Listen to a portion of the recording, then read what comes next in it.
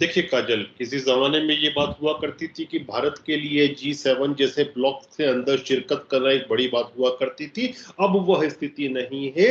अब भारत जो है वो छोटे देशों में बड़ा देश नहीं है, बड़े देशों में बड़े देशों की शुमार में आता है और अग्रणीय पंक्ति में रहता है। तो G7 में उनको बुलाना जरूरी था, क्योंकि उनके हित हमसे जुड़े जुड़े हुए हैं। और वे भी ये बात जानते हैं कि जो चेंजिंग ग्लोबल ऑर्डर है उसमें भारत के पास तुरुप का इक्का है। जिस तरफ हिंदुस्तान होगा, वह जो ग्लोबल नया जो न्यू ग्लोबल ऑर्डर बनेगा वो उसमें विजयश्री होगा, वही पक्ष होगा जहां हिंदुस्तान बैठेगा।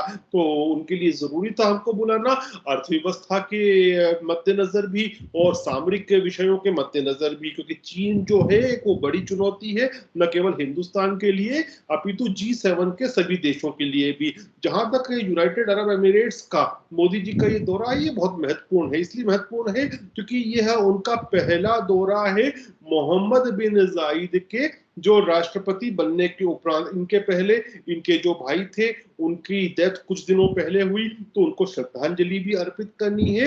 और जो नए राष्ट्रपति बने हैं, जो हिंदुस्तान के दोस्त हैं, मोदी जी से काफी करीब हैं, MBZ जिसको कहते हैं, मोहम्मद बिन जायद, तो उनको उनसे भेंट भी करनी है, उनको शुभकामनाएं भी देनी है।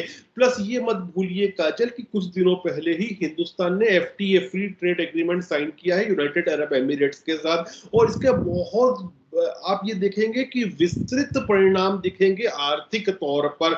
और दोनों देशों के बीच में आप मानकर चलिए कि कुछ ही सालों में जो ट्रेड एंड कॉमर्स है वो दुगना हो जाएगा, डबल हो जाएगा। फिर एक और नई ग्रुपिंग बनी है कुछ दिनों पहले तक, जिसको कोई फॉर्मल नाम तक नहीं दिया गया था, उसका इंस्टीट्यूलाइजेशन शुरू हो गया है।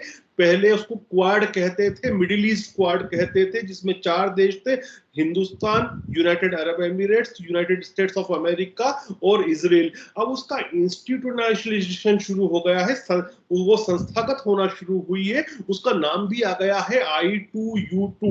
I2 मतलब इंडिया और इजराइल, और U2 मतलब UAE और यूनाइटेड स्टेट्स। तो आप ये देखिए कि इकोनॉमिक रूप से आप देखें तो भी ये भारत बहुत महत्वपूर्ण है, यूनाइटेड अरब एमिरेट्स बहुत महत्वपूर्ण है भारत के लिए, भारत बहुत महत्वपूर्ण है यूनाइटेड स्टेट्स के लिए भी और UAE के लिए भी। और जितनी ग्रुपिंग बन रही हैं, ये एक तरह की सोच वाली कंट्रीज की बन रही हैं, जो ग्लोबल ऑर्डर में एक तरह से चाइनीज हेजेमनी को रोकना चाहते हैं। यूनाइटेड अरब एमिरेट्स की जहां तक बात करें तो वो इतना ज्यादा उस चीज में नहीं इंटरेस्टेड है, लेकिन उसकी वो भारत के साथ अपने आप को अलाइन करना चाहता है। वो चाइना को रोकने में बहुत ज्यादा इंटरेस्टेड नहीं है, लेकिन फिर भी वह यूनाइटेड स्टेट्स के कैंप का सदस्य है।